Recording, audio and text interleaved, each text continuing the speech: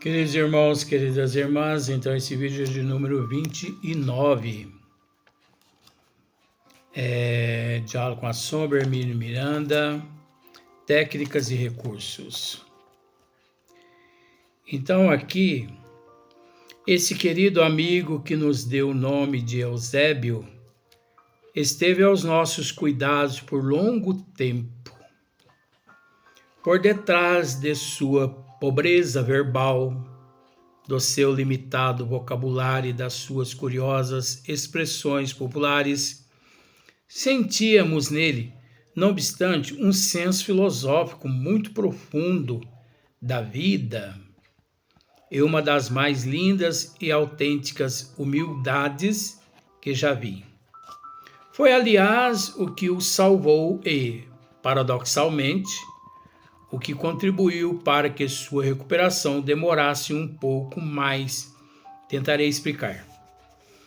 Era evidente para nós que chegara ao fim da sua provação maior e estava em condições de reencetar sua escalada evolutiva.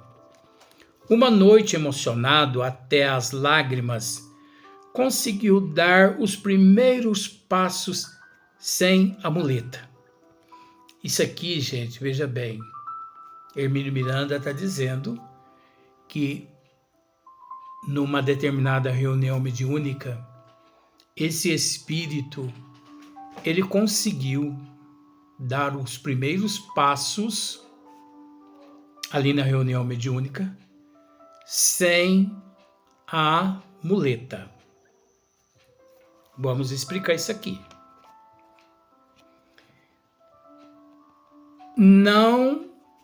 Isso não significa que ele, através do médium, pediu a Hermínio Miranda um par de muleta.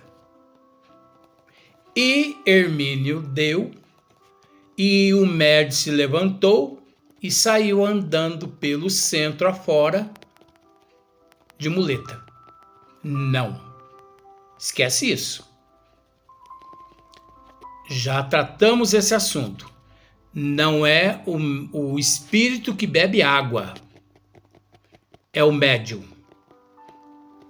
Não é o espírito que fuma e nem toma cachaça e nem fuma cachimbo. É o médium.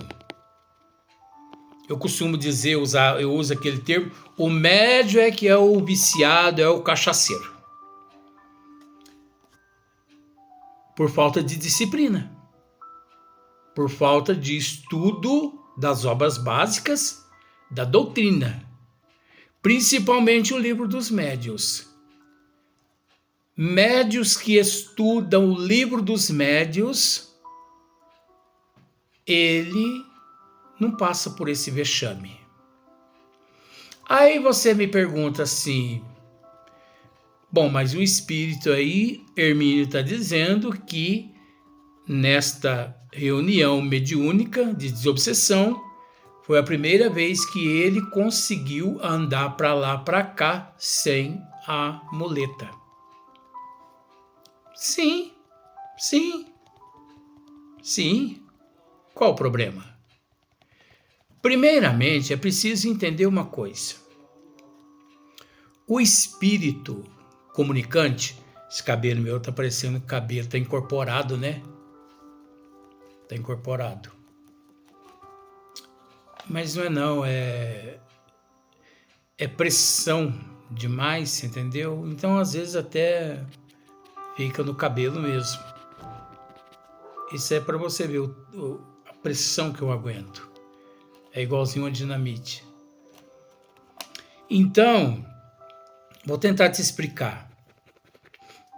O médium, o espírito comunicante, não entra no médium.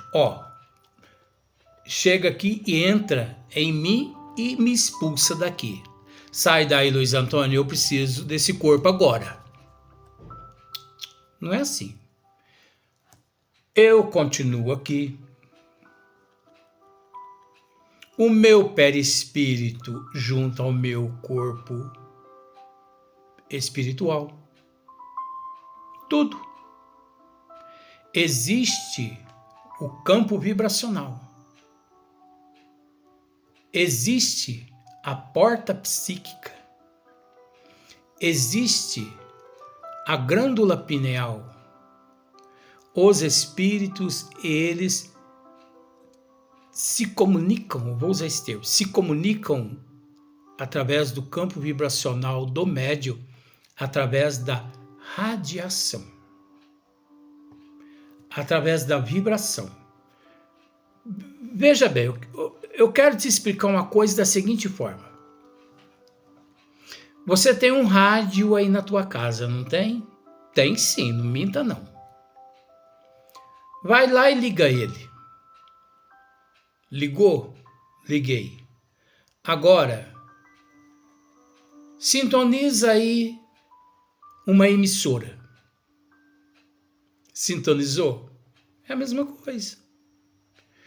O radialista, a emissora, ela está dentro do rádio ou ela encontra-se a alguns quilômetros de distância? Respondi mais ou menos? Te esclareci mais ou menos? É assim a comunicação. É através de ondas, é através de vibração, é através de sintonia. Semelhante atrai semelhante. Então, o espírito, quando levado à casa espírita pelos mentores, muitas vezes os mentores aproximam aqueles espíritos sofredores meio metro, 1 metro, 2 metros do campo vibracional do médium.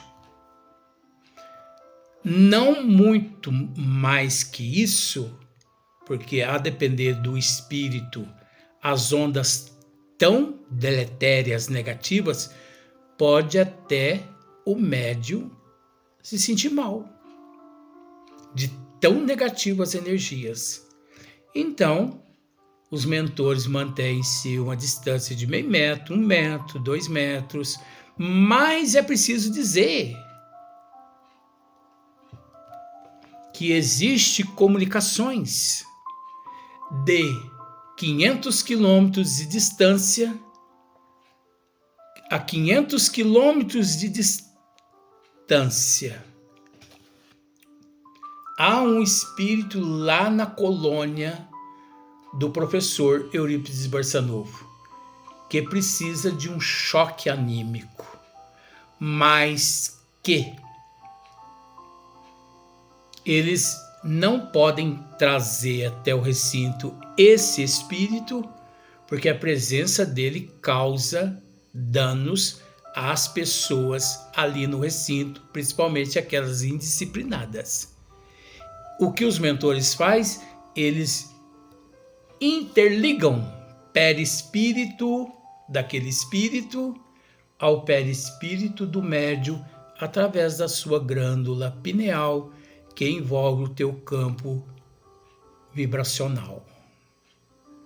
E ali o espírito recebe o choque anímico, como se ele estivesse dentro do médium.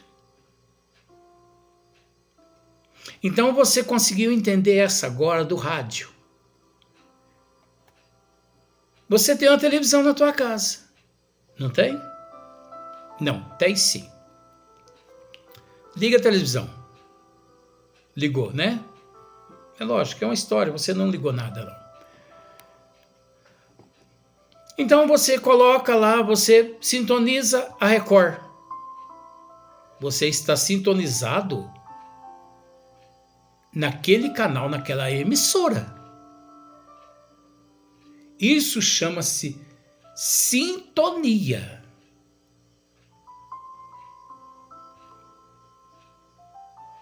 Não é? A emissora não está dentro da tua casa. O palco não está dentro da tua casa. As atrizes, os atores não estão dentro da tua casa. Vamos pensar Paraíso, São Paulo. Eles estão lá em São Paulo. Rio de Janeiro. Agora muda para Bandeirante. Você está em sintonia com outra emissora. Pensemos bem, Record é um espírito que você sintonizou na tua TV. Bandeirante, Tupi, Globo, SBT. Explicando assim, para ficar mais fácil, para a pessoa entender. Porque muitas pessoas acreditam que o espírito entra dentro do médium. Isso é um absurdo. Então agora que eu já expliquei isso aí, pensemos da seguinte forma, ó. Esse nosso irmão Eusébio, ele não tinha uma perna, porque sofreu um acidente quando no corpo físico e ele permaneceu com essa impressão perispiritual, porque isso é impressão. O espírito é que carregava aquela impressão de que ele não tinha perna, porque a perna ele a perdeu no acidente lá no subúrbio do Rio de Janeiro. Tá bom. Agora chegamos a outra questão. Esse espírito, conforme nenhum espírito entra no médium, e sim, todos os espíritos permanecem interligados vibracionalmente através do perispírito do médium. É natural que o espírito encontra-se ali na reunião mediúnica 2, 3, 4, 5 metros de distância distante do médium, podendo ele, já que ele está distante, sempre esteve, porque nunca espírito entrou no corpo do médium, a não ser o próprio espírito do médium quando na concepção. Então, aquele espírito, ele pode caminhar para lá, para cá, dentro da casa espírita, principalmente ali no salão onde se realiza a reunião de desobsessão. Você conseguiu entender agora? Ali há muitos trabalhadores espirituais, mentores, médicos, enfermeiros, auxiliares e tudo mais.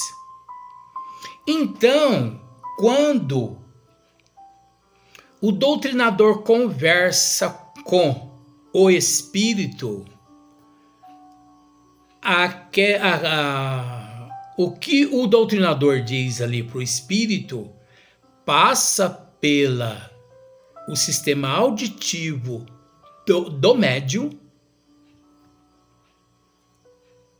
pela glândula pineal, pelo perispírito, chegando até aos órgãos sensoriais do espírito, que pode estar ali no recinto, ou quilômetros e quilômetros e quilômetros de distância.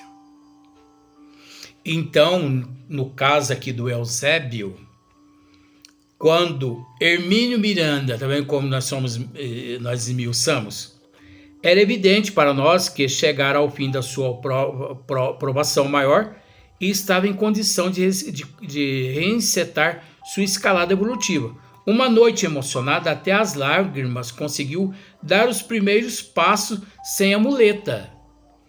Por que ele conseguiu dar os primeiros passos ali sem a muleta? Primeiro, devido à aceitação, à humildade, à regeneração dele, à paciência, o amor dele, uma casa muito equilibrada. Outra situação, ele não encontrava-se dentro do médio, e sim fora do médio, interligado através do perispírito do médium. Então, ali, assessorado pelos mentores espirituais, provavelmente Hermínio Miranda lhe disse: por que você não experimenta e dê uma caminhada para lá, para cá, para você ver que você tem perna? Isso é impressão tua. Você não precisa da muleta. E é óbvio, ali amparado pelos mentores, que provavelmente naquele momento seguraram nas mãos dele, caminharam com ele para lá, para cá, para lá, sem a necessidade de dar uma muleta para o médium ou retirar a muleta do médium. Tá vendo só a diferença? Quando o trabalho é sério. Temos que tomar muito cuidado com esses tipos de trabalho nas casas que não são sérias. Uma vez, isso não é brincadeira, um amigo meu pegou e falou para mim assim: Luiz, você tem ou você sabe onde eu consigo um par de muletas? Eu falei assim, ainda coloquei há muito tempo isso. Ainda coloquei o meu filho na jogada, que eu não sabia para que era. Entra em contato com o meu filho, porque ele sofreu um acidentezinho e ele teve que usar um par de muleta. Mas entra em contato com ele. Tá bom. Passei o contato do meu filho para ele, mas eu nem perguntei que ele ia fazer com aquela muleta, com aquele par de muleta. Aí depois o meu filho entra em contato comigo, falou: pai, o senhor pede para fulano entrar em contato comigo para poder levar a muleta para o centro espírita? Eu não dei, não. Eu falei: bem, o que você está me dizendo?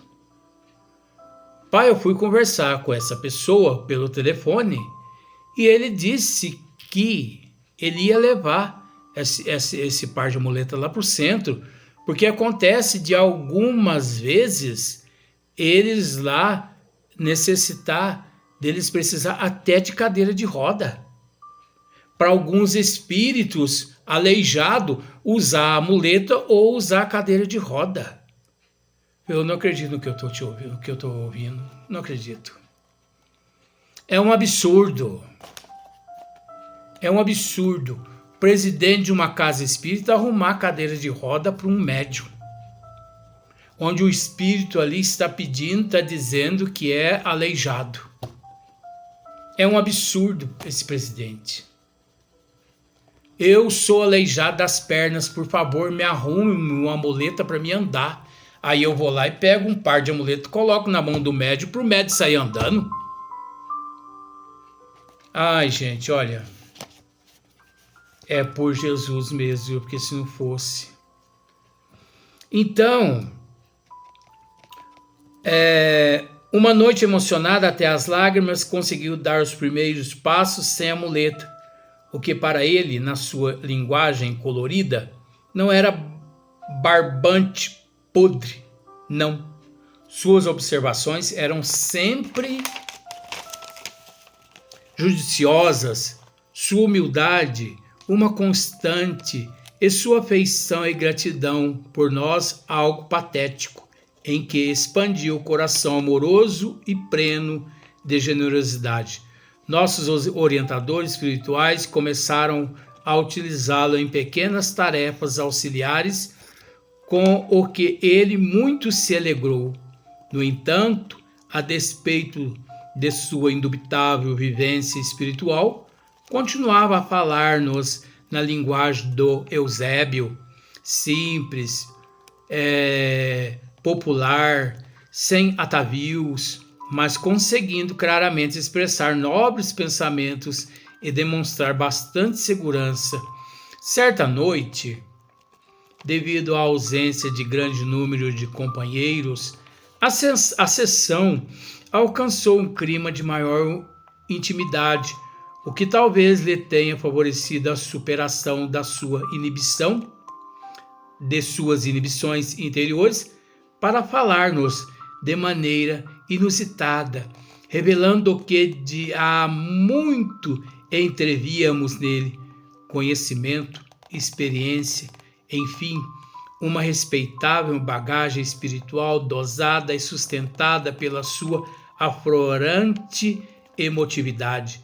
Pelo que depreendemos, tivera um passado de brilho e destaque, aprendera a dura lição da humildade e tinha certo receio de abandonar sua obscura posição espiritual, tão dificilmente conquistada, e recair nos velhos processos da vaidade, mas graças a Deus estava curado o querido companheiro. Então vejamos, tanto a casa dirigida por Hermínio Miranda, séria, mentores sérios, médiuns sérios. Casa esta, trabalhos esses, que quando eles recebiam um espírito ali, eles tratavam aquele espírito durante meses, até anos. E o mais interessante, depois de muitos anos de tratamento, se vendo recuperado, aquele espírito retornava àquela casa e ali ele trabalhava auxiliando os mentores espirituais daquela casa. Agora, um item importantíssimo que eu deparei aqui nesse final de história, porque encerra essa história desse Eusébio, e depois nós vamos começar uma outra história. Observamos, ou observamos aqui também, a humildade, a sinceridade, a honestidade desse espírito que durante meses ali tratado por aqueles encarnados e por aqueles mentores, ele nunca revelou a toda a equipe encarnada o que só depois de meses, quando ele já fazia parte do grupo de assistentes, trabalhadores no plano espiritual, foi que ele fez essa revelação. Gente, isso não se vê todos os dias. Olha, eu penso que reuniões, não generalizando, reuniões igual às de Chico Xavier, Divaldo Pereira Franco, Carlos Bacelli, Hermínio Miranda, Sueli Caldas Schubert, uma nossa irmã de Juiz de Fora também que desencarnou, agora recentemente, 2024, acredito. E outras casas espíritas sérias aqui no Brasil são raras essas casas, porque a maioria, os trabalhos são apócrifos, os trabalhos são mistificadores que ali trabalham, enfim,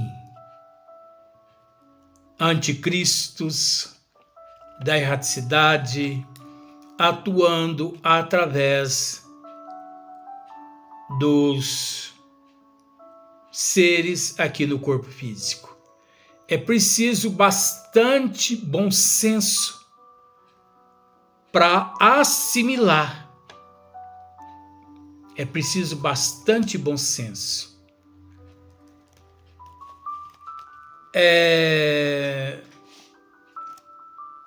Nós temos que entender que Anaxágoras dizia: o que nós estamos vendo, o que nós vemos.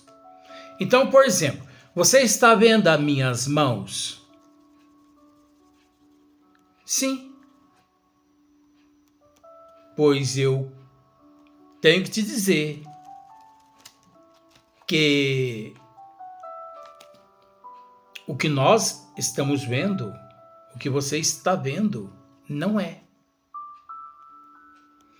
Olha para as paredes da tua casa. O que você está vendo não é. Como assim?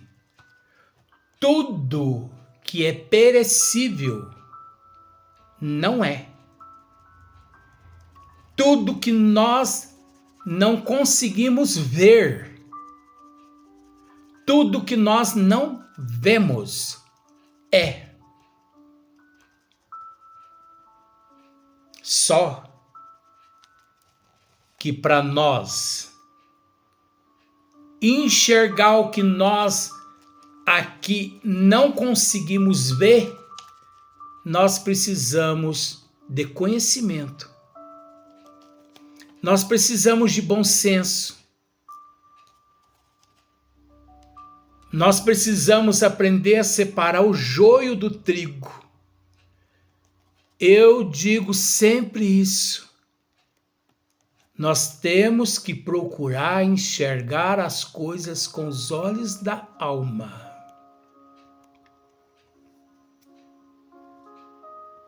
Porque todo aquele que enxerga as coisas com os olhos da matéria, ele se frustra, ele se decepciona. Por quê? Porque tudo que nós vemos não é, porque é perecível. Agora, se a pessoa acredita que isso aqui é uma caneta, já é um problema dela. Mas eu acredito que isso aqui é uma caneta, mas que apenas encontra-se no meu poder, na condição de usufruto.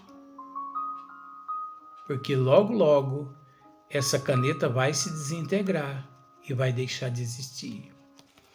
Esse corpo vai se desintegrar e vai deixar de existir.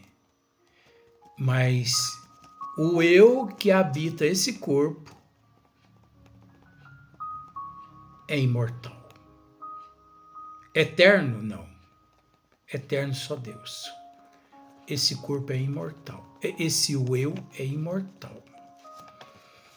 Então, no próximo vídeo, nós vamos dar sequência no mesmo livro, numa outra história, e sei que há muita coisa para tratar aqui nesse livro. Muitas histórias, muitos assuntos. Eu estive dando uma olhada aqui. Eu não sei se eu vou conseguir chegar nessa página nos próximos 2 vídeos.